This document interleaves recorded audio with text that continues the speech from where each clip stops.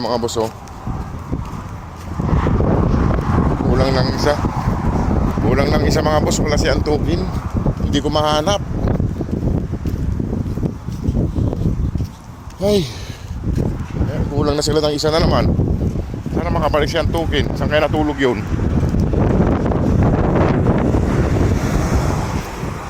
Kanina pa tayo naghahanap mga boss sa kanila. Lagi na lang sinasama kasi ni mama umaalis na pwesto nila eh. Kaya nasasanay silang lumayas. Hindi ko alam kung nasa na si Antukin. Mga pasaway eh. Sana bumalik pa si Antukin para makasama nila sa pag-uwi ng Pilipinas. Kaya wala eh, oh. Sila mga boss, atid ko lang sila doon. Kaso yung isa wala eh, si Antukin hindi ko mahanap. Nasaan si Antukin? Nasaan si Antukin? Oh, kawawa naman yung isang yun. Sana natutulog lang dyan malapit sa pwesto nila. Okay. Ayan, no? Kulang na sila ng isa mga boss. Pasensya na. Hindi ko alam kung saan sila nagsusuot yung isa. Ay makabalik pa sa pwesto nila kay kawawa para makasama sa pag-uwi ng Pilipinas. Hindi natin alam kung saan sila nagsusuot eh. Ayan yung accommodation namin, no? Malayo po sila. Natin yung iba. Nasaan? Ayan, no? Sa mapatugula yung si Antukin. Hanapin ko rin dito, balikan ko yung sa pinagtutulugan niya dun sa Tawid Kalsada. Ayan, no? Halina kayo, kumain na kayo. Kay 6:30 na ng hapon. Papasok pa ako eh.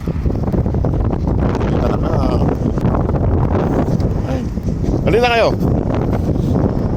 Galit ako sa inyo. Napasaway na kayo. Ayan mga boss. Kaso yung isa, hindi natin mahanap yung isa mga boss si Antukin. Kay ewan ko kung saan pumunta si Antukin. Wala naman, hindi naman nila kasama. Ayan, o. Halina.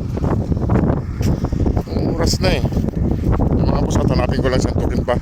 Pakainin ko lang itong mga to. Uy, nasaan yung isang kapatid nyo? Eh, talaga. Hello. Nasaan yung isang kapatid nyo?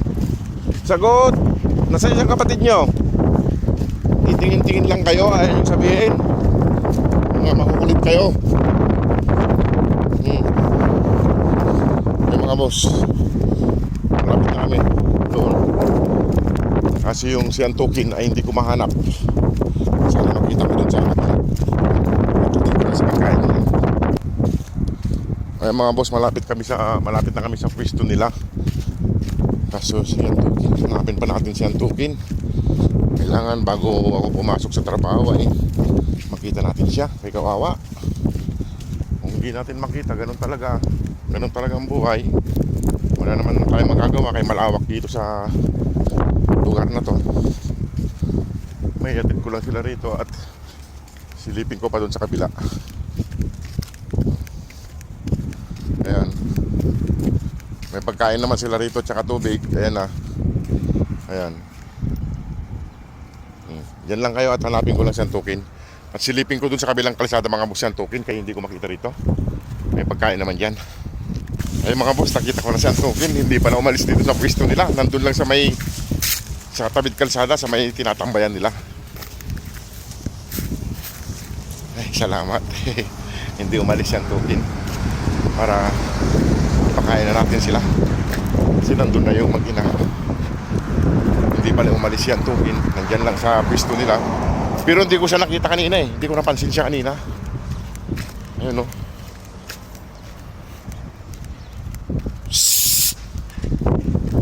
Hindi na. Yo! Nandun sa kabila. Sunduin ko mga boss. Kaso tawid kalsada.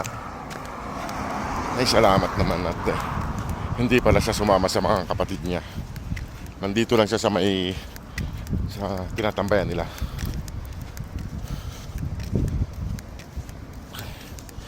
Kaya anong oras na mga boss ay papasok pa ako. Ayan ang mga boss ng tukin. Ay, mamadali muna ako. Ay, papasok pa ako sa trabaho. Halina. No! Sasakyan.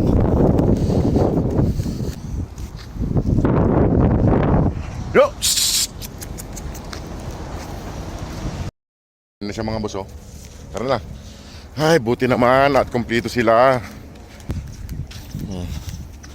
At dadaling ko na doon para makasama niya yung mga kapatid niya at saka si Mama doon. Naabot na naman tayo sa oras. Nagahol na naman tayo sa oras sa pagpasok nito. Eh, marami pa tayong gagawin sa accommodation. Siyempre magkagayak pa ako. Magbalot ng baon, maliligo. Ayan.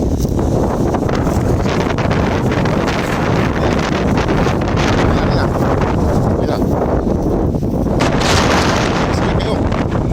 Hindi na kayo. Dito na sila mga boss. Dito na sila.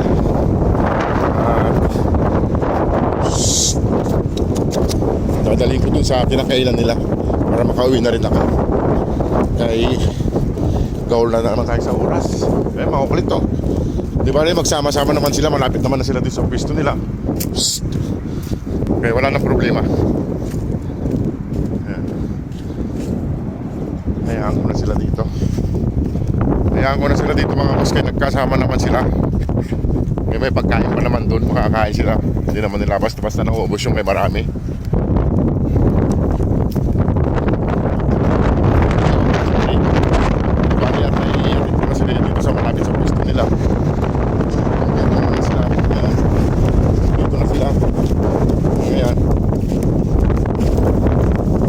Sige na, talis na ako.